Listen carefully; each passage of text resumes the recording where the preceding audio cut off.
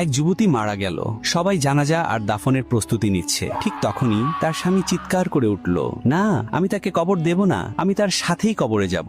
লোকেরা অবাক হয়ে তাকিয়ে রইল। সে বলল, আমরা প্রতিশ্রুতি দিয়েছিলাম, একসাথে বাঁচবো, একসাথে মরবো। আমি তার প্রতিটি ইচ্ছা পূরণ করেছি, তাকে কখনো কোনো কিছুর জন্য না বলিনি। শেষমেশ সবাই বাধ্য হলো দুজনকেই একসাথে কবর দিতে।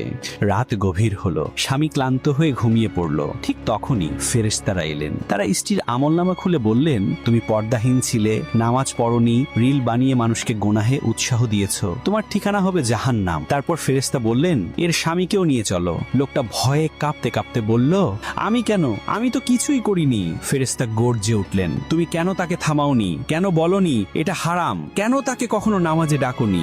সাথে সাথেই ফেরেশতা তার হাত ধরলেন, আর সে এত জোরে চিৎকার করে উঠল যে বাইরে থাকা আত্মীয়রা ভয় পেয়ে গেল। তারা দৌড়ে এসে কবর খুলল।